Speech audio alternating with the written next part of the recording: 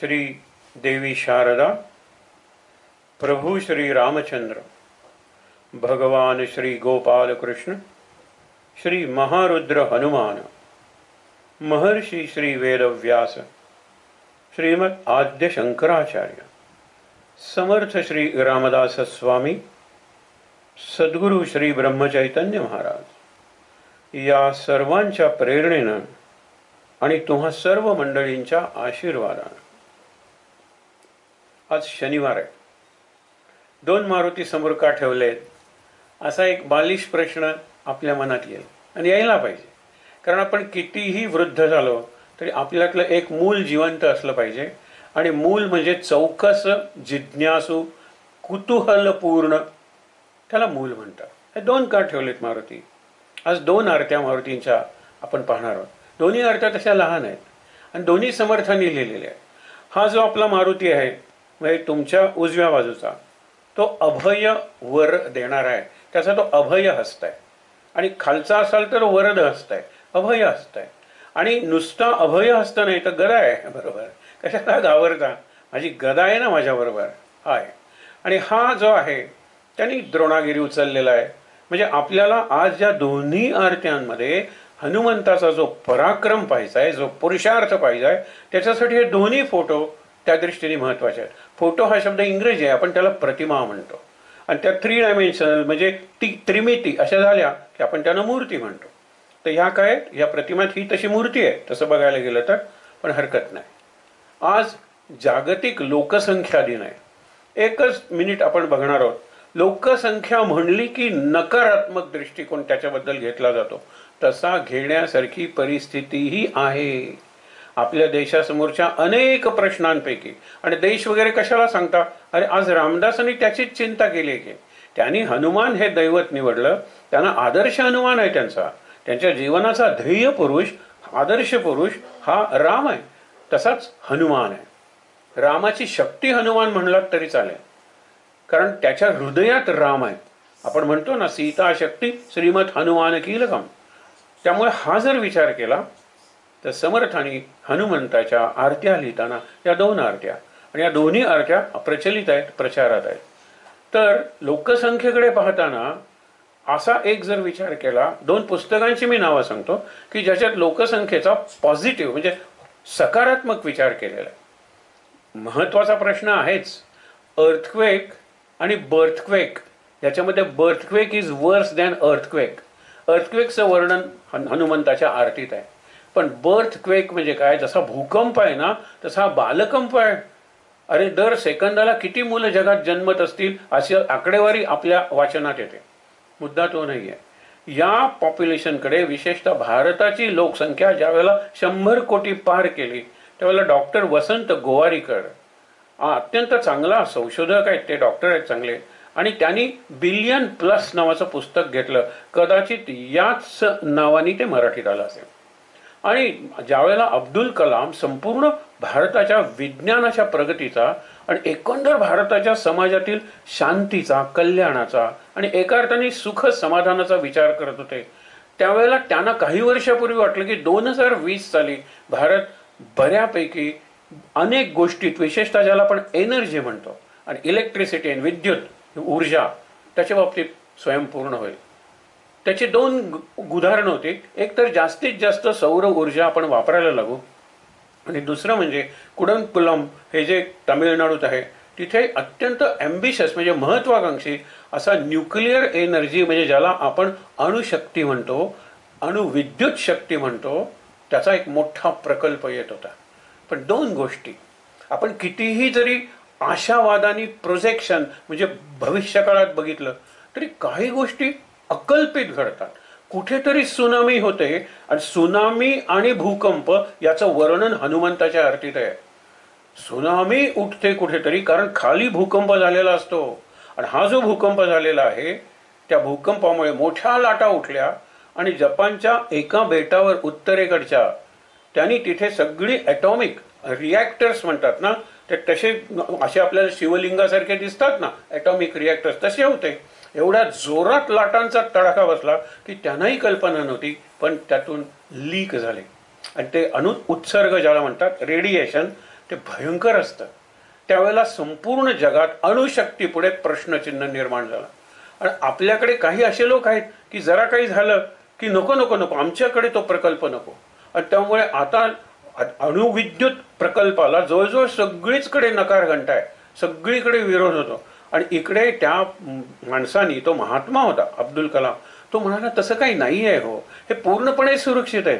आणि आम्ही अगदी लेटेस्ट, ज्याला अद्यावत म्हणतात ना, अशी यंत्रणा वापरलेली आहे. मी माझं घर किंवा माझी झोपडी त्या कुडनकुलमच्या ॲटॉमिक रिॲक्टरच्या अगदी जवळ बांधतो. मग तर तुमचा विश्वास बसेल. लोकांनी प्रश्न नाही विचारले, पण तुमचं काय आहे, तुम्ही ब्रह्मचारी आता 80 वर्षाकडे निघालेले आहात, तुमचं काय आहे, नाही म्हणलं. बायकांना पुढे केलं आणि पूर्ण विरोध केला. तरी सुद्धा आता चालू झालेली आहे. पण त्यांचं 2020 सालचं जे स्वप्न होतं ना, ते अजून किमान 5 वर्षांनी दूर गेलं. असं गेल्या वर्षी वाटत असताना कोरोना, त्यांनी सगळ्या राष्ट्रांची कोणकोणती स्वप्न किती वर्षांनी पुढे नेलेली आहेत हे फक्त मै समय हो म्हणून जुनं महाभारत सुरू व्हायचं ना, त्यालाच माहीत असेल. आपल्याला सांगताच येणार नाही. या सगळ्या व्यवस्था ज्या कोरोनामुळे पॅरलाइज झालेल्या आहेत. शिक्षण संस्था काय ऑनलाईन, कुणाला सवय आहे, काही नाही. ती प्रत्यक्ष शिक्षक दिसत नाही, शिक्षकांना विद्यार्थी दिसत नाही. त्या शिक्षणाला काही तसा अर्थ नाही आहे. आपण ही तडजोड केलेली आहे. पण केव्हा सगळं नॉर्मल होईल हे कोणीही सांगू शकत नाही आहे. पुन्हा पुन्हा आपल्याला लॉकडाऊन करावं लागतंय. आणि चीन सारख्या देशात गेलेला कोरोना किंवा कोविड-19 हा परत यायला लागलेला आहे. विचार करा तुम्ही. म्हणून हे सगळी स्वप्न त्यांची होती. त्या स्वप्नांचा एका अर्थाने आपण म्हणूया भविष्यकाळ आहे, पोस्टपोन झालेले आहेत फक्त, पण अजून ती उद्ध्वस्त झालेली नाही आहेत. पण कोरोना आणि आत्ता सांगितलं तुम्हाला सुनामी आणि त्याच्या समुद्राच्या तळाशी होतो तो भूकंप, हे वर्णन हनुमंताच्या आरतीत आपण वाचूया. हनुमंताचा पराक्रम या दोन्ही आरतीत सांगितलेला आहे. हनुमंताचे 2 मोठे पराक्रम हे या 2 आरतींचे विषय आहेत. एक म्हणजे काय, सागरोल्लंघन करून तो गेला. आणि दुसरं म्हणजे काय की त्यांनी द्रोणाचल आणला, द्रोणागिरी आणला. कशासाठी, लक्ष्मण पडलेला आहे बेशुद्ध. आणि तो सूर्योदयाच्या पूर्वी त्याला जर ती संजीवनी औषधी दिली गेली नाही तर तो कदाचित नाही वाचणार. म्हणजे एकीकडे शोकाचं वातावरण आहे. आणि हा ज्या वेळेला उत्तरेकडे, आधी दक्षिणेकडे नाही, आधी उत्तरेकडे गेलेला आहे तो गेला तिथे. आता युद्धात सीतेचा शोध घ्यायला तो दक्षिणेकडेच गेला होता, पण उत्तरेकडे गेला. आला गेला आला कामा भवताला, वानर कटकात चटका लावूनिया गेला. हा संदर्भ आपल्याला लक्षात घेतला पाहिजे. कटक म्हणजे सैन्य, वानर सैन्याला चटका लावून गेला, चटका देऊन गेला. हा निराळा प्रकार आहे. म्हणजे पूर्वी अभ्यास करत नाहीस, मी तुला चटका देते, हे चटका देणं आहे. पण चटका लावून जाणं महाराजांचं वाक्य आहे. तुम्ही पाहुणे म्हणून घरात जरी कुणाच्या गेल्या 4 दिवस, तरी निघताना त्यांच्या मनाला चटका लावून निघाला पाहिजे की तुम्ही पुन्हा या. आमच्या घराची दोन्ही दारं केव्हाही उघडी आहेत तुमच्यासाठी. खरंच हे अवघड आहे. आता वानर कटकात चटका लावून या ही नंतर आपण बघणारच ओळ. पण एक लक्षात ठेवा, वानरांचा हनुमंतावर एवढा विश्वास होता, नुसता विश्वासच नव्हता तर प्रेम होता, सख्य भक्ती आहे. ही हनुमान हा रामाचा दास आहे, पण इतर वानरांचा सखा आहे ना. वानर युथ मुख्यम त्याला म्हणलं. युथ म्हणजे गट. वानरांच्या गटाचा प्रमुख असला तरी तो नेहमी त्यांच्यातलाच एक समजायचा, कारण मी रामाचा दूत आहे, मी कोणी मोठा नाही आहे तुमच्यापेक्षा, तुमच्यासारखाच आहे. सख्य भक्तीचं उदाहरण आहे. पण ज्या वेळेला तो गेला, बराच वेळ परत आला नाही, द्रोणागिरी आणायला गेला, त्यावेळेला त्यांना चटका लावणारे रे, हा कुठल्या कामगिरीवर हनुमान निघालाय, हनुमान आमचा नेता आहे, आमचं हनुमंतावर प्रेम आहे, हा सगळा जो भाग आहे चटका लावून या गेला. दुसरा प्रसंग म्हणजे काय, सागरोल्लंघन करायला कुणीच तयार नव्हतं. त्यातल्या त्यात अंगद, तो म्हणाला की मी जाईन पण मी परत येऊ शकणार नाही. हा आता गेलाय, ह्याच्यापूर्वी कुणी गेलाय की नाही माहित नाही, त्याला मार्ग माहित नाही आहे, तिथे रावणाने याला धरलं तर अरे रे. हे सगळं नकारात्मक थिंकिंग आहे किंवा नकारात्मक विचारसरणी आहे. पण चटका लावून गेला हनुमान. आणि नंतर आला तो परत सीतेचा शोध घेऊन. त्यावेळेला सगळ्यांना आनंदी आनंद झाला. हे साधे प्रसंग वाटतील, हा त्याच्यातला आर्तभाव आहे, हा सख्यभक्तीचा भाव आहे, हा सखा मित्र त्यांच्यातले जे संबंध आहेत ना त्याचा भाव आहे. आणि तो भाव प्रेमभाव आहे, मैत्रीचा भाव आहे, विश्वास आहे त्याच्यावर, हनुमंतावर. आणि हे लक्षात घेतलं पाहिजे. म्हणून ज्या वेळेला आपण हनुमंताच्या पराक्रमाचं करतो, हनुमंतांनी कोणकोणते पराक्रम केलेले आहेत. एक मुख्य पराक्रम जर लंकेत केला असेल, कारण लंकेत हनुमंतांनी जे जे केलं त्याचं सुंदर कांड नावाचं कांड झालंय. हे आपण हनुमंताचं ते चरित्र बघताना भीमरूपीच्या वेळेला बघितलेलं आहे. फक्त उल्लेख करूया, कारण सगळ्या कांडांना 7 कांड आहेत रामायणाची. त्यातल्या 6 कांडांना निरनिराळी नाव आहेत. काही ठिकाणी बालकांड म्हणजे जीवनाची अवस्था आहे, नंतर अयोध्याकांड, किष्किंधाकांड, हे काय आहेत, ह्या ठिकाण आहेत. अगदी अरण्यकांड आपण ज्याला म्हणतो ते सुद्धा ठिकाण आहे एका अर्थाने. लंकाकांड किंवा युद्धकांड तो एक प्रसंग आहे. हे निरनिराळे आहेत की उत्तरकांड ते नंतरच आहे. हनुमंताचा लंकेतला पराक्रम, त्याला कुठलं नाव द्यायचं? त्याला हनुमान कांड म्हणायचं का लंका कांड म्हणायचं? सुंदर कांड म्हणलेलं आहे. आणि हे सुंदर आहे ना, हा शब्द या आरतीत पाहून घेऊया आपण. सुंदर रूप साजे, सुंदर आहे हनुमंताचं सगळं. हनुमंताचं रूप सुंदर आहे, हनुमंताची कृती सुंदर आहे, हनुमंताची दृष्टी सुंदर आहे. हनुमंत जे करतो ना सगळं सुंदर आहे. हनुमंताच्या बाबतीत सगळं सुंदर आहे. आणि म्हणून आपण जे म्हणतो ना की सूर निरागस हो, तर हनुमंताचं वर्णन करायचं तर शूर निरागस हो. तो शूर आहे लक्षात ठेवा, पण निरागस आहे, एखाद्या लहान मुलासारखा. म्हणून समर्थ दुसऱ्या अर्थीत म्हणतात ना की मला कळतच नाही तुला मोठा म्हणावं की साना म्हणजे लहान म्हणावं. एरवी तू साधा असतोस त्यावेळेला मला लहानच वाटत असतो. पराक्रम करायच्या वेळेला बापरे, कोटीच्या कोटी उड्डाणे आणि आकाशा एवढा, ही वर्णन आपण ऐकलीत की नाही. आणि भीमरूपी महारुद्र हे स्तोत्र ही मारुतीची एका अर्थाने आरतीच आहे. त्याच्यातही स्तुती आहे, त्याच्यातही प्रार्थना आहे, त्याच्यातही फलश्रुती आहे. म्हणून ती आरतीच आहे एका अर्थाने. स्तोत्र म्हणजे काही निराळं नाही आहे. पण ह्या छोट्या आरत्या आहेत 2. तर आपण बघूया की त्यांनी काही पराक्रम आधी केलेले आहेत. त्यांनी एवढं मोठं रूप धारण केलं, हा त्याचं वर्णन समर्थ पहिल्यांदा करतात.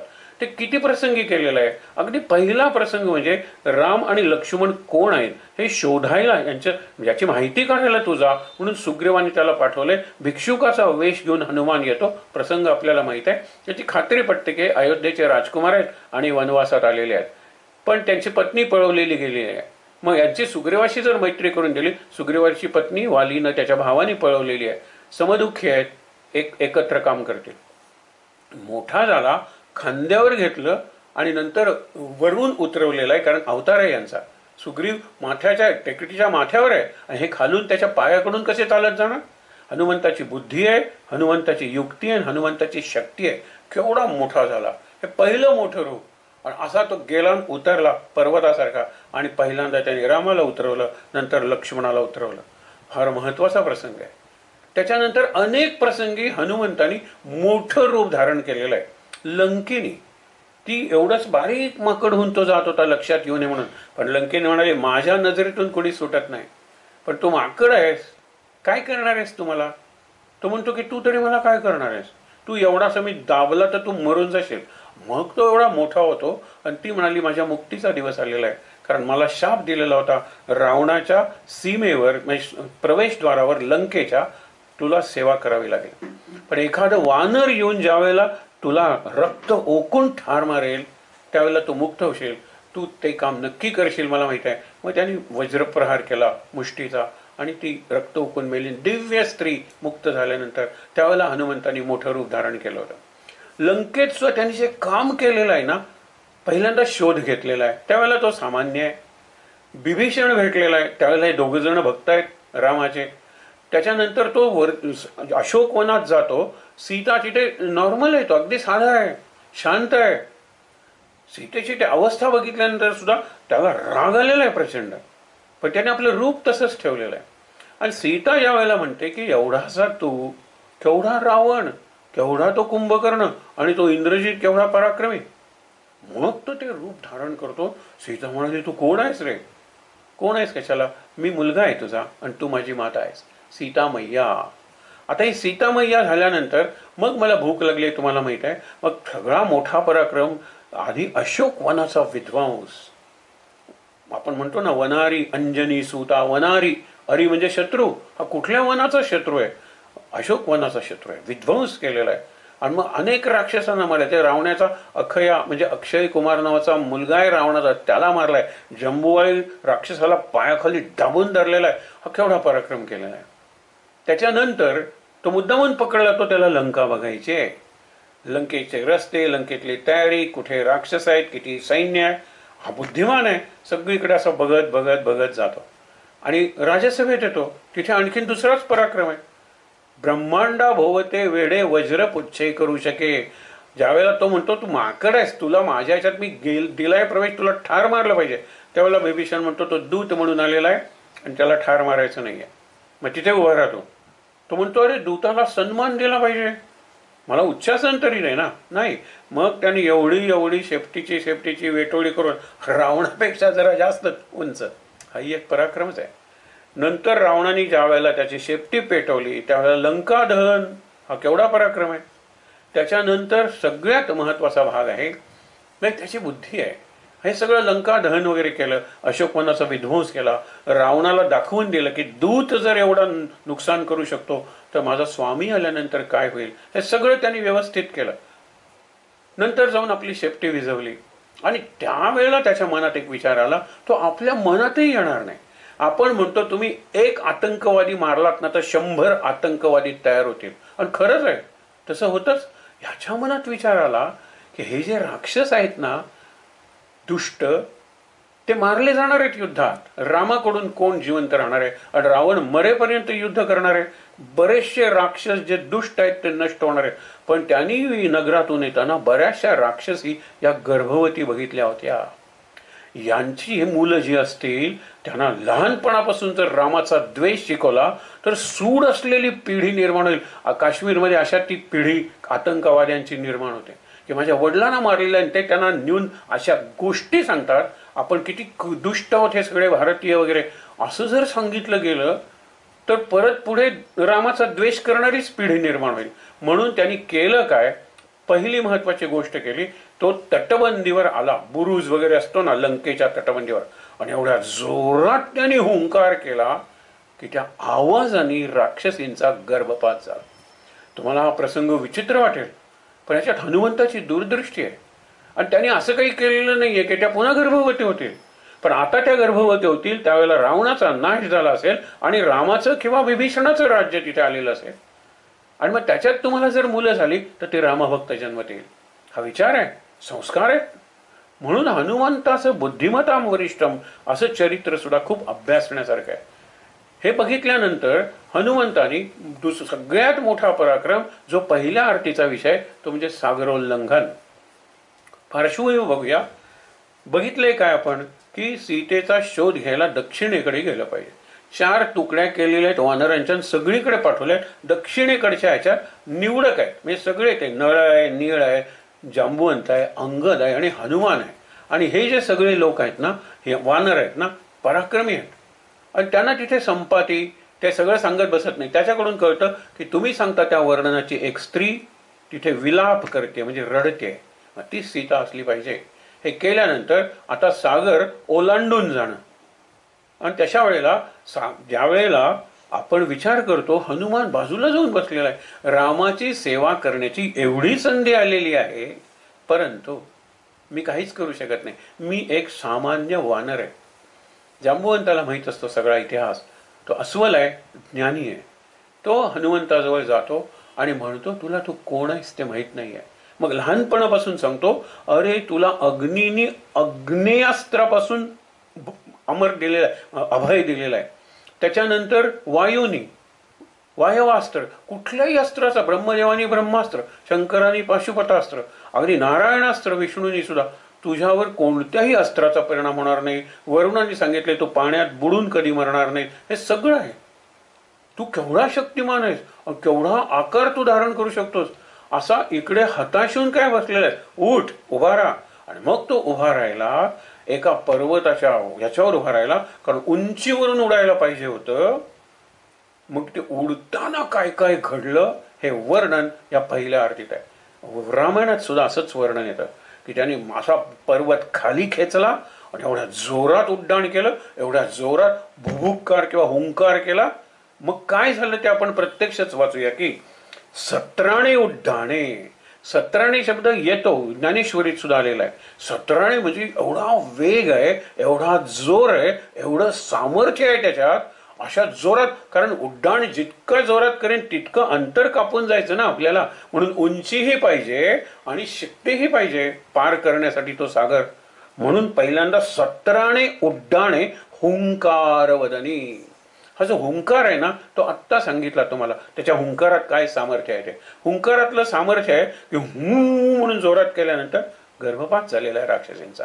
आता हुंकार वदनी केल्याशिवाय, हुंकार केल्याशिवाय तुम्हाला सांगतो, संगिनी ज्याला बायोनेट्स म्हणतात, त्यांनी जर शिक्षण द्यायचंय की तुमच्या गोळ्या संपल्या आणि समोर शत्रू आहे तर त्या बंदुकीला असा नाईफ म्हणजे सुरा लावलेला असतो, दोन्ही बाजूनी धार असलेला, त्यांनी खुपसून मारा. त्याचं ट्रेनिंग कोणाला देणार? त्याचं ट्रेनिंग देण्यासाठी एक गवत भरलेला किंवा पेंढा भरलेला आपण म्हणतो ना, अशी पोती असतात. आणि त्याला सांगतात 3 पावलात तू तिथे पोहोचला पाहिजेस. आणि इतक्या जोरात त्वेष येण्यासाठी, आवेश येण्यासाठी आह आह आह करत जोरात खुपसतात ते. कराटेवाले सुद्धा आह आह करतच असतात. हा हुंकार आहे.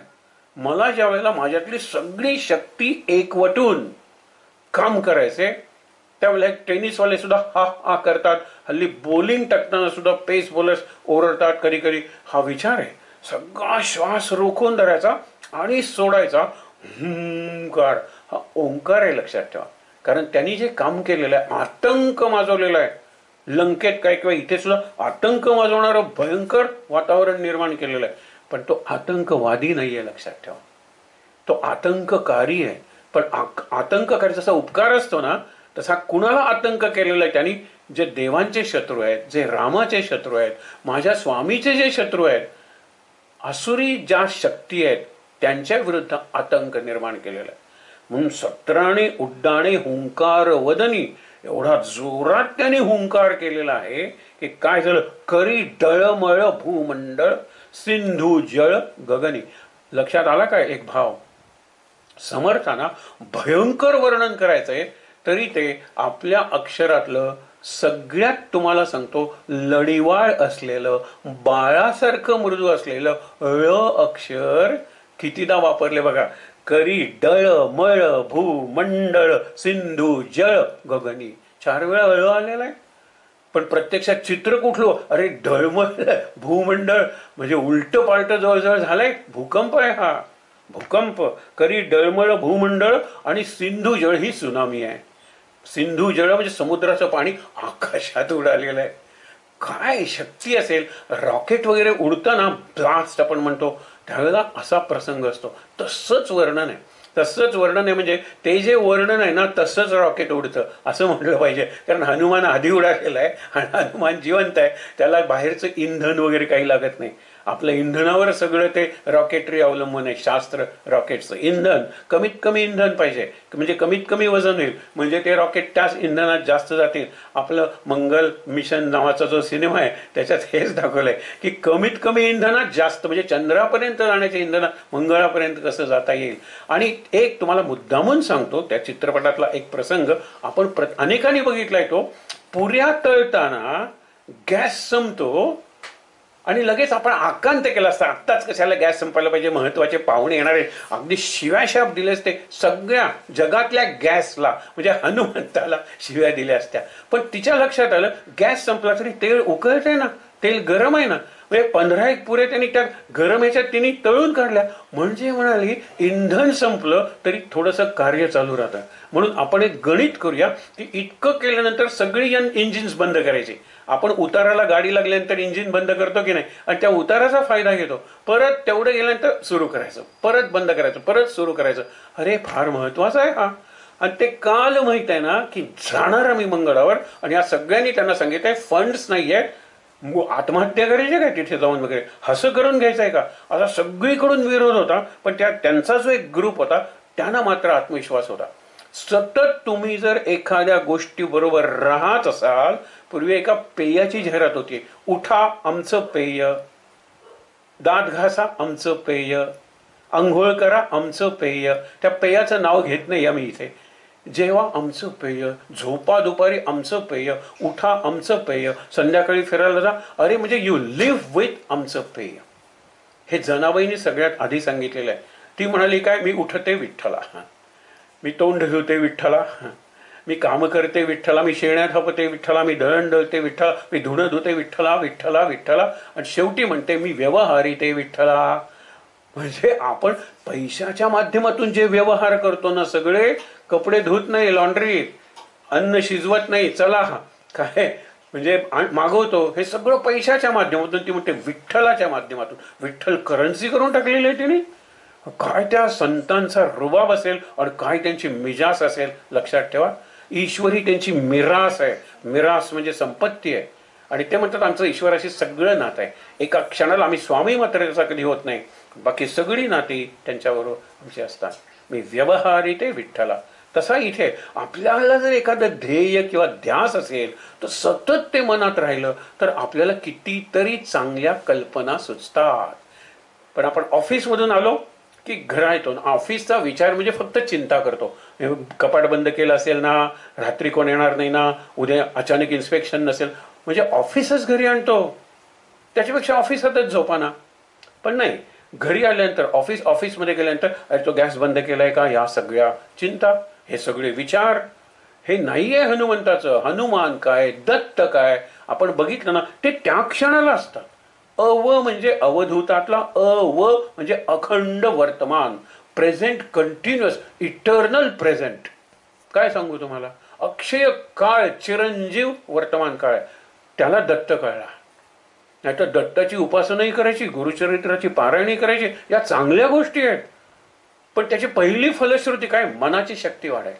मी दुबळा नाही, मी समर्थ होईन, जीवनातल्या सगळ्या अडचणींना तोंड देईन, ही तयारी झाली पाहिजे ना. हनुमंताची आरती आपण आज कशासाठी वाचतोय बघा ना.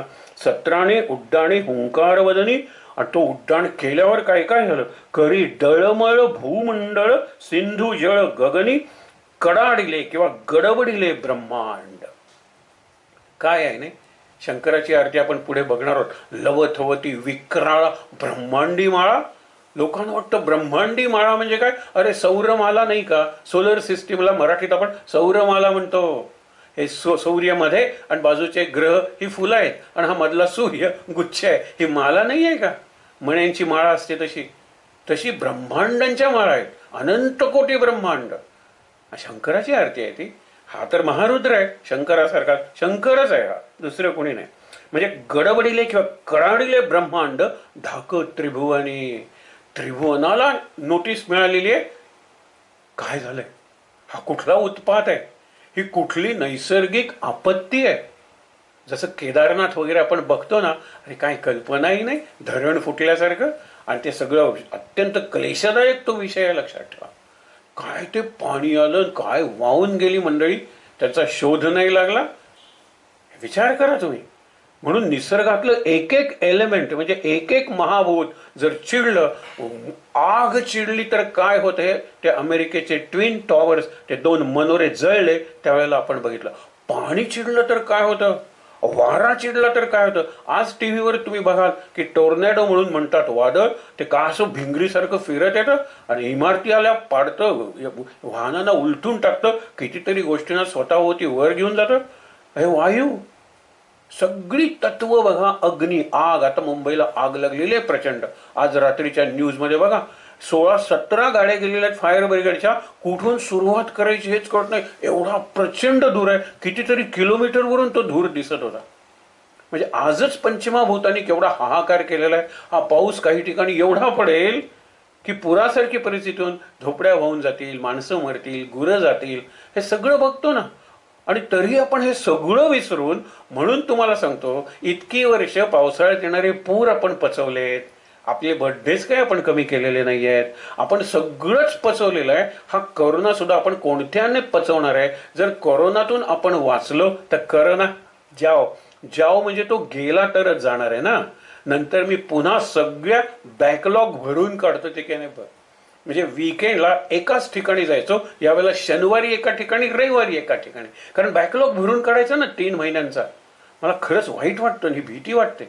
खरंच सांगतो तुम्हाला की कुठे निघालोय आपण, हा विचार करायला पाहिजे.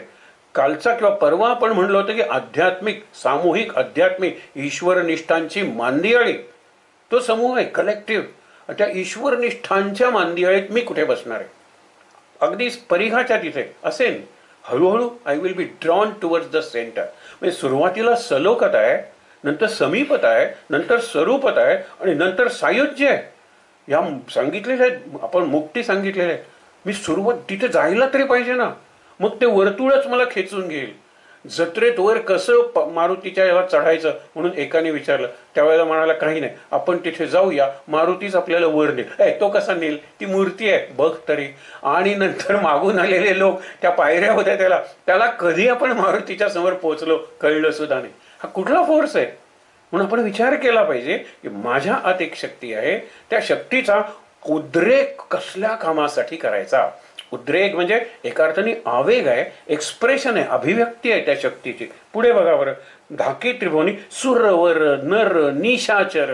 निशाचर म्हणजे राक्षस, नर म्हणजे दानव, मानव आणि देव. सुरवर हे सगळेजण पळायला लागलेत. आपण दोन शब्द वापरतो, पॅनिक अँड स्टॅम्पीड. पॅनिक म्हणजे गोंधळले आणि नंतर पळापळ सुरू केली. त्याच्यात काही लोक मेले वगैरे, आपण वर्णन वाचतो की नाही. जत्रेच्या ठिकाणी जर पळापळ झाली तर तुडवून मेले, असे आपण चित्र नेहमीच बघतो. तर ते सगळं झालेलं आहे. हे काय झालं हेच त्यांना कळत नाहीये. म्हणून लक्षात घ्या की ळ अक्षराची पुनरावृत्ती बघितली, आता ढ सुद्धा गडबड. ब्रह्मांड धाके त्रिभुवनी सुरवर नरनिशाचर त्या झाल्या पळणी. जयदेव जयदेव श्री हनुमंता. हनुमान नाव निवडलेलं आहे. मारुती, हनुमान, पवनसुत. उत्तर भारतात महावीर, दक्षिण भारतात अंजनी पुत्र म्हणून आंजनेय. हे आपण बघितलेलं आहे. परत एकदा आठवण करून दिली तुम्हाला. जयदेव जयदेव जय श्री हनुमंता. श्रीकारी आहे आणि तीनदा जय जयकार आहे हनुमंताचा. आणि श्री म्हणजे वैभव आहे. तुझ्यामुळे सगळं. हनुमान म्हणजे आपल्या शरीरातून आत बाहेर करणारा श्वास. ही जर मूलभूत कल्पना, बेसिक कन्सेप्ट आपण जर मान्य केला तर आपल्या जीवनात नाही, सगळ्यांच्या जीवनात हनुमंताचं स्थान काय लक्षात येईल. हनुमान गेला बाय करून की मेलो ना आपण. हा विचार करा. हनुमान जातो येतो, जातो येतो. म्हणून माझ्या सगळ्या मौजा आहेत, गमती चाललेल्या आहेत. पराक्रम मी जो करतो, श्वास चालू आहे म्हणून. आपल्याला कळत नाहीये. इथेच तर खरं चुकतं. तुमचेनी प्रसादे किंवा तुमचेनी प्रतापे न भिये कृतांता. माझं सगळं कर्म संपल्यानंतर मला मृत्यू येतो, म्हणून यमाला किंवा मृत्यूला कृतांत म्हणलेलं आहे. मी भीत नाही कृतांताला. आज शनिवार आहे म्हणून शनी, आजचा देव आहे खरा शनी. पण ती गोष्ट आपण बघितली होती की अत्यंत आनंदात राम नाम घेत तो बसलेला आहे. आणि शनी आता कुणालाच 7:30 लावायला उरलेलं नाहीये. मला बघितल्यानंतर लोक पळून जातात, राज्य रिकामी होतात. मी कोणीतरी असा आहे की सगळ्यांना मी पीडा देऊ शकतो, आतंक निर्माण करू शकतो. हे माकड काय बसले, उठत नाही वगैरे, म्हणून त्याला असा हलवतो. तो डोळे उघडून बघतो म्हणतो कोण आहे? मी शनी आहे. शनी आणि यम दोन्ही सूर्याची मुलं आहेत, लक्षात ठेवा. यमाग्रजम छायापुत्रम आपण म्हणतो ना शनीच्या ह्याच्यात, छाया मार्तंड संभूतम हा यमाग्रजम आहे. नीलांजन समाभासम रविपुत्रम यमाग्रजम असे ते आहेत. पण हनुमंताला दोघही भीतात. तर्जनम यमदूताना म्हणले ना, राम रामे ती गर्जनम. ही गर्जना कशी करणार आहे? श्वास आहे म्हणून. घोषणा कशी करणार आहे? जोरात श्वास वापरून. श्वास म्हणजे हनुमान आहे, एवढं लक्षात ठेवा. आणि मग तुम्हाला कळेल तुमचे नि प्रताप आहे. तुझ्या प्रतापानं मी नाही कुणालाही भीत नाही. कृतांताला, यमाला भीत नाही. तू चिरंजीव आहेस म्हणून मी चिरंजीव होणार आहे का? मी कीर्तीच्या रूपात होईन, कृतीच्या रूपात होईन. असं काहीतरी मागे ठेवून जाईन की लोक माझं कायम स्मरण करत राहतील. लोक एवढं तरी करता येईल की मी मृत्यूला भिणार नाही, केव्हाही आला तरी चालेल. दुमदुमली पाताळे. आता परत आहे, भूकंप झाल्यानंतर ते ट्रेमर्स येतात ना, गडगड गडगड गडगड आतून आवाज येतात. ढगांचा गडगडाट वरून असतो, पण इकडे धरणी फिरते ना, तिचे स्तर असतात ना, ते सरकतात. आणि त्यामुळे होतं काय, दुमदुमली पाताळे उठला प्रतिशब्द. प्रतिशब्द म्हणजे काय? प्रतिध्वनी, पडसाद. आणि ते भयंकर येतात. तुम्ही ज्यांनी अनुभवलंय भूकंपाला कोयना नगर वगैरेच्या भागात राहणाऱ्या लोकांनी एवढे भूकंप येतच होते ते. आणि आला सगळेजण. आणि तो ट्रेमर्स म्हणजे असे धक्के बसायचे. पंखा कसा हलतो, घड्याळ कशी पडतात हे दाखवतात. भूकंप होतच असतात. पण हे लक्षात ठेवा, हा भूकंप झालेला आहे. मगाशी सांगितलं सगळं आकाश, नंतर सगळं पाणी, हा स्वतः वारा आहे. आता अंडरग्राऊंड पाताळ. काय झालं? दुमदुमली पाताळे. आज सगळे प्लेट थिअरी म्हणतात ना, त्याच्या इकडची प्लेट तिकडे, तिकडची प्लेट इकडे. प्लेट म्हणजे आतले जमिनीचे स्तर, थर, भूगर्भातले थर ते सरकतात, भूकंप होतो. आणि त्यामुळे काय मानीला खेद, थरथरला धरणी धर, मानीला खेद. धरणी धर म्हणजे आपल्याकडे कल्पना आहे, शेषानं पृथ्वीला धरलेला आहे आणि पृथ्वी एवढी गडबडायला लागली, गडगड गडगड असं आवाज यायला लागले. हा गडबडला ना, कोण? आमचा शेष नाग. तो थर थरला धरणीधर. आणि धरणीधराची थरथर होणं म्हणजे पृथ्वीचाच तोल जाण्यासारखं आहे. ही कल्पना आहे, त्याला सुद्धा खूप अर्थ आहे, आपण नंतर कधीतरी बघू. थर थरला धरणीधर, मानीला खेद भय, म्हणून हा अभय हस्त असणारा हनुमान आहे. त्या शेषाला सुद्धा भय वाटलं, हे काय होतंय पृथ्वीत, आणि मी ही धरलेली आहे, माझं काय होणार आहे, असा त्याच्या मनात सुद्धा एक भय निर्माण झाला. असा भयंकर प्रताप हनुमंताचा आहे. आणि मी तुला शरण आलेलो आहे, मी तुझा भक्त आहे. मग अशी शनीचं तुम्हाला सांगत होतो, शनी जास्तच बडबड किंवा गडबड करायला लागल्यानंतर हनुमंतांनी त्याला सेतूवरून 3दा फरफटत आणलं, लंकेपासून इकडे, इकडून तिकडे, तिकडून तिकडे. आणि तो दगड सेतू, त्याच्या अंगाला एवढे ओरखडे पडले, रक्त यायला लागलं. आणि तो शनी शरण आला, म्हणला तुला आणि तुझ्या भक्तांना मी कधीही त्रास देणार नाही, 7.5 लावणार नाही, मला क्षमा कर. मग हनुमंताला दया आली त्याची.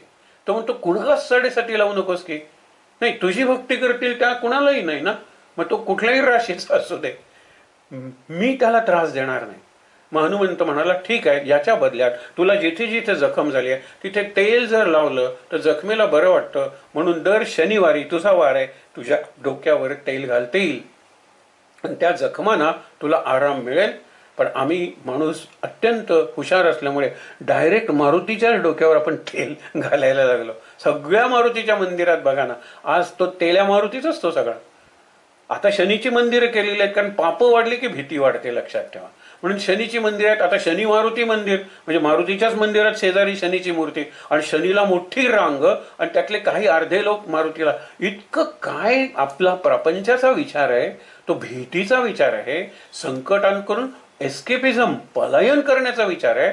आणि आलंच संकट अगदी समोर तर शिंगावर घेण्या आलं, अंगावर घेतलं शिंगावर, असं करण्याऐवजी त्याला शेपूट दाखवून, शिंग नाही शेपूट दाखवून आपण पळून जातो. आणि मारुतीचे भक्त म्हणतो इतके शनिवार केले, इतक्या प्रदक्षिणा घातल्या, इतके रुईचे हार घातलेले, कधी कधी उडदाच्या म्हणतात ना वड्यांचे हार सुद्धा घातलेले, शनीला सुद्धा केलेलं आहे तसंच. हे दोन्ही घट्ट केले तर तू घट्ट राहा. बस आपण करतो, घाबरतो, ते करूनही घाबरतो, हा त्या देवांचा अपमान आहे, हा उपासनेचा इन्सल्ट आहे, अपमान आहे. अंतर्मुखून आज रात्री विचार करूया की मी उपासना ज्या देवाची करतो त्या देवाची म्हणून जी काही फलश्रुती सांगितलेली आहे, गणेशाची उपासना करतो आणि अभ्यास करत नाही म्हणून नापास व्हायला घाबरतो, एवढं मला कळत नाही. हनुमंताची उपासना करतो, याला घाबरतो, त्याला घाबरतो, हे लक्षात ठेवा. पुढचं फार महत्वाचं आहे.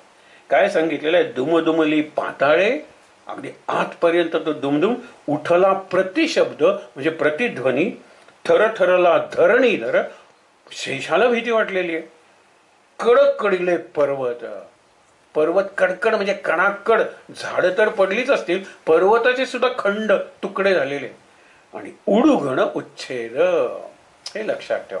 ज्ञानेश्वरांनी वर्णन करताना सांगितलेलं आहे की शंखनाद जो केला ह्याच्या सुरुवातीला, तर कौरव आणि भीष्मानी शंख वाजवला, तो युद्धाची सुरुवात म्हणून नाही. दुर्योधना द्रोणाचार्यांच्याकडे आधी कशाला गेला, म्हणून त्यांनाही वाटलं ना सेनापती मी आहे, आणि दुर्योधन द्रोणाचार्यांच्याकडे जातो आधी. त्यांनी काय सांगितलं द्रोणाचार्यांना, बाकीच्यांना, तुम्ही भीष्माचार्यांच्या रथाच्या चाकांचं रक्षण करा. भीष्माचार्यांचं रक्षण तुम्हाला करण्याची गरज नाही. मग भीष्माचार्यांना आनंद झाला, माझ्यासाठीच तो द्रोणाचार्यांच्याकडे गेलेला आहे. आणि त्यांनी शंख फुंकला. कौरवांच्या सैन्याला वाटलं, कारण अजून पुढे व्हायचे आहेत ना गीता वगैरे सारखे प्रसंग, किंवा आधी लक्षात ठेवा, जोरात शंख पण सिंहनाद करून शंख फुंकला. कौरवांच्या सैन्याला वाटला युद्धाचा शंख आहे, सगळ्यांनी एकदम शंख वाजवले. भो, किती वेळ श्वास टिकणार आहे सांगा बरं. भोपू असतो ना भोपू, तसा हा भोकार झाला किंवा बोमकार झाला, लक्षात ठेवा. आणि इकडे शिस्त आहे पांडवांच्या. पहिल्यांदा कृष्णाने पंचजन्य ऋषिकेशे देवदत्त धनंजय पौंड्र तो फुंकिला भीमे महाशंख महाबळे. म्हणजे पहिल्यांदा ह्याचा शंख वाजतोय कृष्णाचा, तो ओंकारासारखा आवाज येतो ना, ओम ओम, चालूच राहिला. सगळ्यांना एवढी भीती वाटली. गर्भगळीत होणं म्हणजे काय, अवसानघात होणं म्हणजे काय, कौरवांच्या सैन्याचा अवसानघात झाला त्या शंखनादाने. आणि देवानं वाटलं आकाशातले तारे उड उगणं म्हणजे नक्षत्र जमिनीवर पडतायत की काय, असं ते वर्णन आहे. हा थांबेच ना, ओंकार थांबेच ना. कारण तो एका मागून एक एका मागून एक एक शिस्त आहे. एकदम भो करायचं म्हणून थांबलं, याला काही अर्थ नाहीये. तात्कालिक भयंकर भीती निर्माण झाली, पण तो लगेचच थांबला, काही हरकत नाही. पण ह्यांचा थांबेच ना. म्हणून काय शब्द वापरले, शंखनाद, निनाद आणि व्यनुनाद, विशेष अनुनाद. नाद आहे, निनाद आहेत सगळीकडे पडसाद, रिव्हर्बरेशन किंवा एकोज म्हणतात ते. आणि विशेष अनुनाद आहे जो त्यांच्या हृदयाला किंवा छातीला पार करून गेला आणि घाबरले त्या शंखनादाने. विचार करा, तसं वर्णन आहे तिथे. उडुगण उच्छेद, अगदी उच्छेदून तुटून खाली पडतायत की काय अशी परिस्थिती निर्माण झाली. दुमदुमली पाताळे उठला प्रतिशब्द, थरथरला धरणीधर मानीला खेद, कडकडीले पर्वत उडगण उच्छेद. बघा ना, ड चा किती वापर आहे. ळ चा वापर तुम्हाला सांगितला. ड ढ ठ ही जरा कठोर व्यंजन आहेत आणि शब्दच तसे वापरताना आपण त्या व्यंजनांचा उपयोग कसा केलाय ते बघा. कडकडीले, उडुगण, बघा आधी सुद्धा डळमळले, गडबडले किंवा कडाडिले, ब्रह्मांड, किती ड चा उपयोग केलेला आहे. हे मी केवळ रसग्रहण वगैरे म्हणून सांगत नाही. तो जो इम्पॅक्ट असतो त्या आरतीचा, जो मी आर्तपणे म्हणल्यानंतर, माझ्या आर्तपणे म्हणल्यानंतर दुःखाच्याच आरत्या, शांतरसाच्या आरत्या, करुण रसाच्या आरत्या, भक्तिरसाच्या आरत्या असं नाहीये. हे रुद्र रसाची आरती आहे, ही शूर रसाची आरती आहे. हे रौद्र वर्णन वाचलत ना तुम्ही की केवढं प्रचंड आहे. गडबडीले ब्रह्मांड किंवा कडकडीले ब्रह्मांड, ढाके त्रिभुवनी, सुरवर नर निशाचर, त्या झाल्या पळणी. इथेही त्रिभुवनांचा उल्लेख आहे. त्रिभुवनात याचा सगळा पराक्रम लोकांना कळलेला आहे, जागे झालेले आहेत काय झालं हे बघण्यासाठी. आता शेवटची ओळ महत्वाची आहे. रामी रामदासा शक्तीचा शोध. काही जण बोध म्हणतात, हरकत नाही, पण शक्तीचा शोध. रामी रामदासा म्हणजे रामदासांना शक्तीचा शोध हवाय. कशासाठी शक्तीचा शोध हवाय? की राष्ट्राचं रक्षण करायचंय, राष्ट्र उभं करायचंय, समाजाचं संघटन करायचंय. त्यांनी त्याच्या आधी सगळं काय केलेलं आहे, भारत भ्रमण केलेलं आहे. आणि भारत भ्रमण केल्यानंतर त्यांना दिसलंय काय की सगळीकडे त्या सुलतानी आणि अस्मानी लोक अगदी बेहाल झालेले आहेत, बेजार झालेले आहेत, अगतिक लाचार झालेले आहेत. आपण जर एखादं असं समाजाचं संघटन उभं केलं म्हणजे एकाच वेळेला या दोघांना स्वप्न पडत होतं. शिवाजी महाराजांना आपण स्वराज्य स्थापन करावं, हिंदवी स्वराज्याची, आणि ह्यांनाही आपण असं स्वतःचं शासन निर्माण करण्यासाठी तरुणांचे गट निर्माण करावे. मग त्याला योग्य दैवत कुठलं तर हनुमान. त्यांना आपण हनुमंताचे अंशावतार मानतो. एक त्यांना हनुमंतासारखं, त्यांनी जीवनच हनुमंतासारखं केलं ना आपलं स्वतःचं. ब्रह्मचर्य काय, बळ काय आणि संघटन काय. जिथे हनुमंताची मंदिरं, 11 हनुमंताची मंदिरं कुणी रामदासांनी बांधली. आणि 11 मंदिरं जी आहेत ना, त्या मंदिरात त्यांनी स्वतः बऱ्याच मूर्ती तयार केलेल्या आहेत. आणि 11 मंदिराच्या शेजारी किंवा अनेक मंदिरांच्या शेजारी तालमी काढल्या, व्यायामशाळा, आणि त्यातून तयार केले ना ते समाजाचे सेवक काय. हल्लीच्या ज्या जिम असतात ना त्याच्यात सर्व बाजूने आरसे असतात. आणि आरसा म्हणजे सेल्फीच की होती. हा कसा झालाय मसल तयार, इथे किती वळ्या पडलेल्या आहेत, ॲब्स म्हणतात त्याला. हे विचार करा तुम्ही, जिम मध्ये आरसे आहेत, म्हणजे तुझंच प्रतिबिंब बघ, तुझ्यातलीच आणि समाजाला त्याचा काय उपयोग आहे? या कुठल्या जिम मध्ये शेजारी जरी बलात्कार तरुणीवर होत असेल ना तरी काय धावून जातील आपल्या नाही नाही नाही नाही. ते व्यायामशाळेत पूर्वी तालमीत जे तयार होत होते त्यांच्या पुढे एक ध्येय होतं. आणि ते ध्येय होतं समाजाच्या उद्धाराचं, समाजाच्या संकटाचं, समाजाच्या संघटनाचं आणि समाजाच्या ऐक्याचं. हे सगळ्यात महत्वाचं आहे. आणि त्यामुळे काय की रामी रामदासा शक्तीचा शोध. हनुमंत ज्या वेळेला ते रामाच्या जन्मभूमीसमोर उभे होते आणि तिथे त्यांना ती बाबरी मशीद दिसली, कुणाला, रामदासांना. रामदासांच्या आधी बाबर आहे, लक्षात ठेवा. औरंगजेब होता त्या काळात. आणि ते बघितल्यानंतर त्यांच्या तोंडून उत्स्फूर्तपणे बाहेर पडले, अरे असं एक सामर्थ्य निर्माण करणार होतो आम्ही. नंतर उदासही झाले. त्यानंतरची एक प्रसंग त्यांना जीवन संपवावं असं वाटत होतं.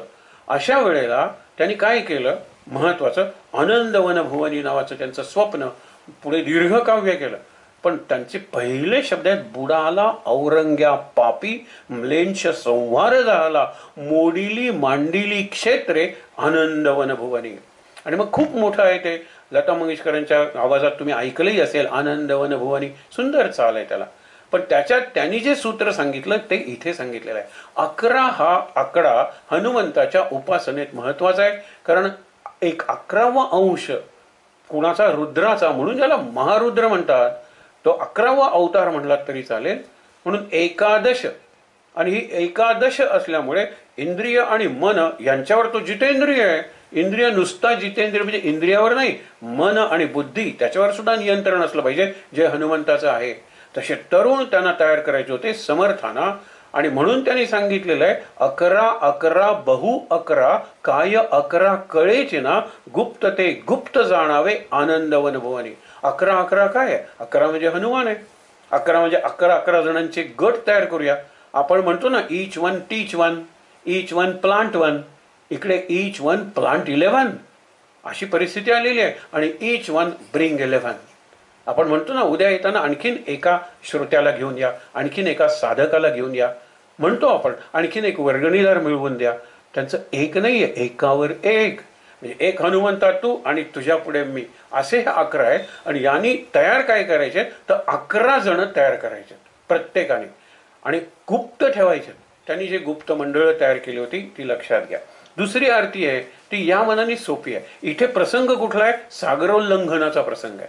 त्या आरतीतही त्याचा उल्लेख आहे एका ओळीत. पण तिथे द्रोणाचल घेऊन आला.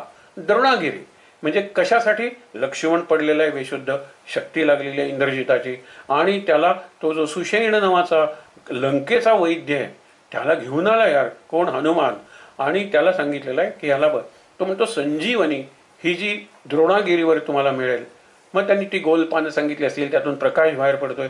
पण दृष्टी तशी सृष्टी आहे ना, याचं एक उदाहरण आपण हनुमंताचं बघितलं की सीतेची जी अवस्था, आणि रावण येऊन वाटेल ते प्रलाप करून गेला, वाटेल ते बोलून गेला, 2 महिन्यात माझी झाली तर तुकडे तुकडे करून न्याहारी बरोबर खाईन, हा इतका लाल झाला की पांढरी फुलं त्याला लाल दिसली. ही कथा आपण बघितलेली आहे. आता हे दुसरं आहे. अरे तिथे गेल्यानंतर सगळ्याच झाडातून त्याला प्रकाश येताना दिसला, कारण त्याची दृष्टी स्वयंप्रकाशित होती. त्याच्या दृष्टीतून निघालेला प्रकाश पडून, आणि तसाच विषय असतो ना आपला, विचार करा तुम्ही. म्हणून झाडातून येणारे सगळंच, आणि त्याच्यात त्याचा वेळ गेला. वानर कटका चटका लावून या गेला, हे जे आहे ना आत्ताच्या आरतीत, तर ते त्यावेळेला आहे. आणि अजून कसा आला नाही, अजून कसा आला नाही, पहाट होत आली. आणि लक्ष्मण नाही म्हणजे राम खचूनच जाईल, सगळं होईल. आनंदाना सगळ्यांना आनंद आणलेला आहे. सगळ्यांना का आणलेला? लक्ष्मण जिवंत झाला, पण सैन्यच जिवंत झालं, पुनरुज्जीवित झालं सैन्य. काय केलंय त्यांनी? पर्वतच उचलला. आपण भीमरूपी म्हणतो ना की मंदारगी सारिका द्रोण क्रोधे उत्पाटीला वळे. हा क्रोध कसला आहे?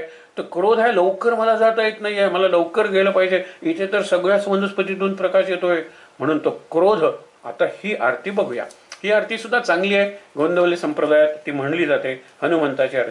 कोटीच्या कोटी गगनी उडाला. हे कोटीच्या कोटी आहे ना, समर्थांची आवडती फ्रेज आहे, शब्दप्रयोग आहे. कोटी ही इथे संख्याच आहे.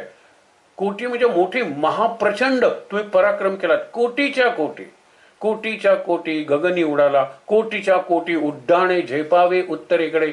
हे आपण भीमरूपीत म्हणलंय की नाही. म्हणून कोटीच्या कोटी गगनी उडाला हा वीरभाव आहे. अच्चपळ चंचळ द्रोणाचळ घेऊन आला. परत अळकार आला, पण पराक्रम आहे. पराक्रमाचं अचपळ म्हणजे अतिचपळ, चंचळ म्हणजे त्या चपळाईला सुद्धा एक प्रकारची अशी गती, डायनॅमिझम. आपण डायनॅमिक म्हणतो. It is not only speed, त्या स्पीडच्या होती एक ऑरा आहे, एक असं शक्ती वलय आहे, जास्त शक्ती आहे. आणि द्रोणाचळ, अचल म्हणजे पर्वत. द्रोणाचल घेऊनही आला. आल्यानंतर त्यांनी सांगितलं मला परत तिथे नेऊन ठेवला पाहिजे. आला गेला आला कामा भोवताला. तो द्रोणाचार्य घेऊन, तो द्रोणागिरी घेऊन आला, तो झालं काम, नंतर गेला. आणि तो पुन्हा आला. मधल्या काळात त्यांनी काय पराक्रम केले ते आपण भीमरूपीच्या वेळेला बघितलेले आहेत. पण हे लक्षात ठेवा, कामाभोवताला त्यांनी मोठं काम केलं. तुम्हाला सांगतो की रामाशिवाय एक वेळ रामायण सांगता येईल, पण हनुमंताशिवाय रामायण सांगता येणार नाही. कारण रामाला सुद्धा शक्ती लागलेली आहे. सर्प बंधन केलेलं आहे, गरुडाला बोलवावं लागलेलं आहे. इकडे ह्याला शक्ती लागलेली आहे लक्ष्मणाला, तिकडे राम लक्ष्मणाला अहिरावण महिरावण पाताळात घेऊन गेलेले आहेत. पाताळ देवता हंता आपण म्हणतो ना, आहे ना, आपण बघितल्यात त्या सगळ्या गोष्टी. मग जिथे जिथे मरण होतं ना, जसं युधिष्ठिराने त्याचे 4 भाऊ दगडून मरून पडलेले आहेत, त्या यक्षाच्या प्रश्नाला उत्तर दिलं नाही आणि यक्षाची आज्ञा ऐकली नाही म्हणून. आपल्याला संधी मिळेल तर आपण तोही विषय बघणार आहोत. तर त्यावेळेला तिथे रामायण संपलं असतं की एकटा युधिष्ठिर काय करणार होता? भीम मरून पडलेला आहे, हा मरून पडलेला आहे, पण आपल्या बुद्धीनं, आपल्या सत्यप्रतिज्ञानी आणि आपली प्रतिस्मृती नावाची जी त्याला विद्या प्राप्त झाली होती, सगळं त्याच्या लक्षात आहे. अत्यंत नम्रपणे त्यांनी सांगितलं, हे यक्षा तुला पाहिजे ते प्रश्न विचार, मी उत्तर देतो. आणि नंतर हे सगळे भाऊ जिवंत झालेले आहेत. इथे महाभारत संपलं असतं की ज्यावेळेला अहिरावण महिरावण राम आणि लक्ष्मणाला बळी देण्यासाठी तयारी करत होते स्नान वगैरे घालून, ते बघितलंय. त्यावेळेला ती म्हणती, त्यांची बायको म्हणते की मी तुला सोडवते, युक्ती सांगते, पण माझी एक अट आहे, एक रात्र माझ्याबरोबर मंचकावर पलंगावर घालवली पाहिजे. हनुमान तिथे पोचतो, तो रामाला म्हणतो हो म्हण. त्यांची करपल्लवी नेत्रपल्लवी वगैरे होते, हो म्हण, मी आहे ना, मै हूं ना, रामाला सांगतोय तो. आणि नंतर भुंगा बनतो आणि इतक्या वेगानं तो पलंग पोखरून टाकतो आतून. पलंगाचा आकार तसाच होतो पण पूर्णपणे पडलेला आहे. रामाने तिला एकच अट घातलेली आहे, पलंगावर ठीक आहे, पण मी माझं कुठलंही शरीराचा भाग जर जमिनीला लागला तर जमीन ही माझी सासू आहे, लक्षात ठेव. म्हणजे सासूबाईंच्या मांडीवर बसल्यासारखं होईल, मग मी तुझ्याबरोबर ती रात्र काढणार नाही. ती म्हणाली काही हरकत नाही, पलंग भक्कम आहे.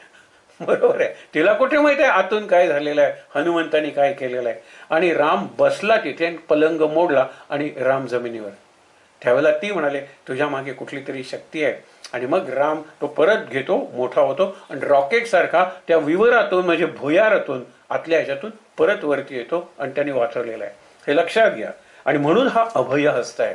अरे राम लक्ष्मणांना जो अभय देतो एका अर्थी संकटातून, तो आपलं काय करणार नाही. कशाला घाबरायचं की 7.5 ती करोना. मी जर हनुमंताला घट्ट धरलेलं आहे, रामाच्या नामाला घट्ट धरलेलं आहे आणि गुरुला शरण गेलेलं आहे, हनुमान राम आणि सद्गुरू 5 या त्रिकोणात राहूया ना अत्यंत सुरक्षित. कशाला भीती आहे आपल्याला. म्हणून लक्षात घ्या, आला गेला आला कामाभोवताला, वानर कटका चटका लावून या गेला. ऐकायला बरं वाटतं नाही, आपण रोज म्हणतो या अर्थी, वानर कटका चटका लावून या गेला, पण परत आला. आता हे उल्लेख आपण म्हणू शकतो की सागरोल्लंघन करताना हा रावणाच्या राज्यात जाणार आहे. आधी हा एवढं उड्डाण केल्यामुळे थकलेला असेल, रावणाने याला बंदिवासात ठेवलं तर, ठार मारलं तर, परत येतोपर्यंत माझा मुलगा दिसेतोपर्यंत माझ्या जीवात जीव नाही, आपण म्हणतो ना, तसं वानरानं झालं होतं. चटका लावून या गेला. जयदेव जयदेव जय जय, 4 वेळा जय जय कराय. जयदेव जयदेव जय जय बल भीमा. भीम म्हणजे मोठा आणि बलवान म्हणजे बलवानांच्यात मोठा. जसा भीम होता तसा बलभीम, आणि दोन्ही वायुपुत्रच आहे. भीम सुद्धा वायूचाच अंश आहे. आरती ओवाळू सुंदर. हे इतका पराक्रम करणारा माणूस हा रुद्र दिसला पाहिजे की नाही? नाही हो. हनुमंताची काही चित्र बघा, त्याचा देह बघा तुम्ही. आज सुद्धा स्त्रीच्या किंवा पुरुषाच्या देहाला जे स्टॅटिस्टिक्स लावता आणि ते योग्य आहे की नाही ठरवता, बघा हनुमंताचा देह. कुठे मेद ज्याला म्हणतात ना, मेद म्हणजे चरबी, फॅट अंशही नाही आहे. आणि ज्याच्यावर मेद नाही शक्ती आहे, तो मेदिनी म्हणजे पृथ्वी उचलू शकेल ह्याच्यावर माझा तरी विश्वास आहे. वा, मेदिनीचा एक भाग म्हणजे पर्वत सहज उचलला, एवढी शक्ती आहे त्याच्यात. म्हणून लक्षात घ्या, उत्कट बळते तुंबळ खळबळली सेना. पण तळचा केवढा उपयोग आहे, पण सांगितलंय काय, उत्कट बळते तुंबळ खळबळली सेना. म्हणजे उत्कट बळ आहे, हातून आलेलं बळ आहे. त्याला बळासाठी ही शस्त्र ही अस्त्र गरजच नाहीये. आणि तो तिथे आल्यानंतर खळबळली सेना, खळबळ माजली म्हणजे काय, एक प्रकारचं उत्तेजन मिळालं, चालना मिळाली, आपण ज्याला म्हणतो प्रेरणा मिळाली, उत्तेजना मिळाली. कुणाला? त्या सैन्याला. हनुमान आला ना, चला आता आपण वाटेल त्याच्याशी युद्ध करायला तयार. चळवळ करिता त्यांनी जर चळवळ म्हणजे पराक्रम सुरू केला त्याची तुलना दिसेना. अतुलनीय हनुमंतासारखा हनुमंतच, दुसरा कोणी नाही. उदंड कीर्ती तेथे मन हे बैसेना. फार सुंदर ओळ आहे ही, उदंड कीर्ती. कारण तो चिरंजीव आहे ना. आज आपण बोलतोय ना, हे सगळं करतोय, हनुमंत चालू आहे. हनुमंत मरणार नाहीये. एक माणूस मरेल ना, एक करोनाला जिंकणारे हनुमानच ना. या अर्थाने सगळं जग काही करोनात मरणार नाहीये. उरले त्यांनी करोनाला पराजित केलेलं आहे, आपण करूया ना पराजित. हनुमानाचे भक्त होऊया ना. हनुमान आपल्यातून जातोय येतोय जातोय येतोय, तोपर्यंत प्रश्नच नाहीये. हे विचार करा. म्हणून काय सांगितलं, उदंड कीर्ती तेथे मन हे बैसेना. मन ठरत नाही. आपण म्हणतो ना की मला कमाल वाटते याची, माझं मन चालत नाही, म्हणजे बुद्धीच चालत नाही. हा केवढा पराक्रम आहे. हा कोण आहे? सुपरमॅन, ही मॅन आपण सगळे एकत्र केले ना तर हनुमॅन तयार होतो. हे लक्षात ठेवा. हे बाकीचे सगळे आपल्याला फिक्शन वाटतं, हे फिक्शन थोड्याफार प्रमाणात असेल. पराक्रम आहे, निदान आपण लक्षात घ्यायला तरी काय हरकत आहे. म्हणून दास म्हणे, शेवटी काय म्हणतो, न कळे मोठा की साना. हा साना म्हणजे लहान. हा लहान आहे का महान आहे कळत नाही, कारण हा दोन्ही आहे. अणुरणिया ठोकळा इतका बारीक झालाय, आपण त्याला मोहरी म्हणतो ना, तेवढा हनुमान बारीक झालाय. कशासाठी? ती सुरसा किंवा सरमा, ती मगर येते ना, माझ्या तोंडातून गेला तरच पलीकडे पोचशील. मला देवानी पाठवलंय. म्हणजे एका अर्थाने मी तुझी सत्व परीक्षा घ्यायला आलेली आहे. मोठा झाला तिने जबडा मोठा केला, हा मोठा झाला तिने जबडा मोठा केला, हा मोठा झाला तिने जबडा मोठा केला. ह्यानी विचार केला मी किती मोठा झाला तरी हिचा जबडा होणार आहे आणि ती मला पकडणार आहे. क्षणात एवढा लहान झाला आणि तिच्या जबड्यातून गेला. तिने जबडा मिटेतोपर्यंत हनुमान पलीकडे गेलेला सुद्धा होता. ही बुद्धी आहे. सूक्ष्मही होतो, लक्षात ठेवा, आणि महानही होतो, अनंतही होतो. हा हनुमान आहे. म्हणून मला कळत नाहीये हनुमान लहान आहे का मोठा आहे, पण तो सुंदर आहे. आणि गुणसीमा, त्याच्या गुणांना सीमा नाही आहे. सद्गुणांची पराकाष्ठा म्हणजे सगळ्यात अंतिम सीमा आहे ना, ते सगळे गुण तुम्ही हनुमंताच्यात पाहून घ्या. हनुमंताचं चरित्र, सुंदर कांड, भीमरूपी सारखी स्तोत्र किंवा हनुमान चालिसा सारखी स्तोत्र, याच्यात हे सगळं आपल्याला बघायला मिळतं. आपण अनुभवलं मात्र पाहिजे, आणि अनुभव हा शब्दांच्या पलीकडे आहे. मी भीमरूपी म्हणल्यानंतर 11 वेळा भीमरूपी म्हणण्याचा संकल्प करायला काय हरकत आहे? 10 वेळा आरक्त देखील डोळापर्यंत 10 वेळा म्हणायचं, आणि 11 वेळेला ती सगळी आपण म्हणतो धनधान्य पशुवृद्धी वगैरे सगळं 11व्या वेळेला. किती मिनिटं लागतं तो म्हणायला? जास्तीत जास्त सगळं म्हणायला अर्धा तास सुद्धा लागत नाही. 11 वेळा भीमरूपी. आणि विशेष उपासना निवृत्त माणसाने करायला काय हरकत आहे? कारण मृत्यूच्या जवळ आपण पोचलेलो आहोत. अशा वेळेला आपण जर मृत्यूला जिंकणारा देव, न भिये कृतांता, मी यमाला घाबरत नाही, मी शनीला घाबरत नाही, कारण मी हनुमंताचा उपासक आहे, मी प्राणाचा उपासक आहे. आज करोनाला जिंकण्यासाठी प्राणायामाचं जे सगळं चाललेलं आहे ते अत्यंत योग्य आहे. अरे प्राणायाम हा अत्यंत आवश्यक आहे. आपल्याला बऱ्याच जणांना उशीर झाला असेल, पण आपल्या घरात मुलं असतील, त्यांनी ते केलं पाहिजे. आम्ही काही शाळातून वगैरे हा प्रयोग केला होता की आल्यानंतर विपासा स्वतःला म्हणजे काय केलेलं होतं, ब्रीदिंग रेग्युलेशन, म्हणजे तुमचं श्वास नियंत्रण. आणि त्याच्यात एका फक्त अनुलोम विलोम करत नव्हतं, पण करायला हरकत नाही. नवीन शिक्षक वर्गात आल्यानंतर त्यांना सांगायचं, बाहेर डेस्कवर काही ठेवू नका, हात तुमच्या डेस्कवर ठेवा फक्त, आणि दीर्घ श्वास घ्या, श्वास शांतपणे सोडा, श्वास सोडायला जास्त वेळ, मनातल्या मनात 3दा ओंकार किंवा तुमच्या, आणि नंतर तुमचं नाव घेऊन, तुमचं नाव समजा रामू आहे तर रामू, आता फिजिक्सचा क्लास चालू आहे, अजून 30 मिनिटं तो चालणार आहे, 30 मिनिटं फिजिक्स शिवाय दुसरा कोणताही विचार तुझ्या मनात येणार नाही. जय हनुमान, जय हनुमान म्हणायची गरज नाहीये. पण ही पॉझिटिव्ह ऑटो सजेशन म्हणजे स्वयंसूचना इतकी असायची की त्यामुळे डिसिप्लिन आली. वर्गात शिक्षक म्हणतात की आता आम्ही जास्त चांगलं शिकवू शकतो, कारण मुलं दंगा नाही करत. एकच आपली गोष्ट घडते, तीच घडली, सातत्य राहिलं नाही. काही दिवस हा प्रयोग झाला, त्यावेळेला चांगले रिझल्ट्स आले इन टर्म्स ऑफ डिसिप्लिन, म्हणजे शिस्तीच्या दृष्टीने, मुलांच्या वागणुकीच्या दृष्टीने, ते जे रिस्पेक्ट देत होते त्या दृष्टीने जो बदल घडत होता, त्यामुळे रिझल्ट्सवरही चांगले परिणाम झाले. हा चालू ठेवला नाही. हे असं होतं की मी 10 जणांना सांगितल्यानंतर त्यातल्या निदान 8 जणांनी तरी चालू ठेवलं पाहिजे. आपण हे सगळं सहचिंतन करतोय, या चिंतनाचा मीही एक भाग आहे.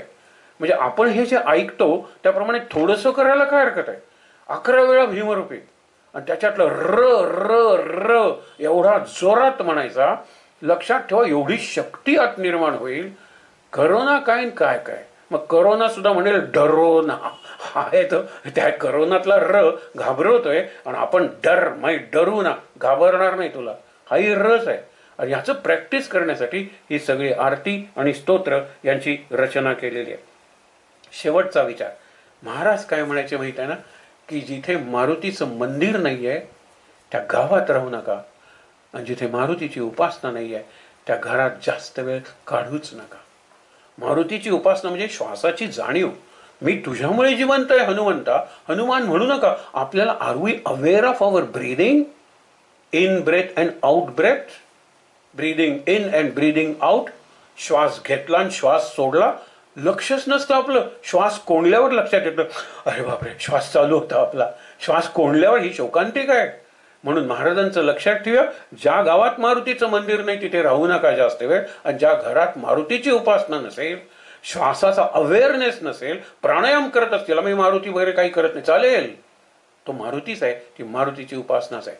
अशा ठिकाणी राहूया. आणि आपलं घर, आपलं देवघर आणि सगळ्यात आपलं मंदिर म्हणजे आपल्या मनाचं घर, देवघर आपण हनुमंतानी भरून राहूया, हनुमंताच्या उपासनेनं भरून टाकूया. म्हणून हे दोन हनुमान, एक लंग्स हे आणि एक लंग्स ते, आणि आरती आणि आरतीवरचं चिंतन हे हृदय होतं. हे दोन लंग्स आहेत आपली आणि मध्ये चिंतन होतं. आपल्याला त्याचा उपयोग व्हावा अशी प्रार्थना करून थांबूया. श्रीराम समर्थ. श्रीराम.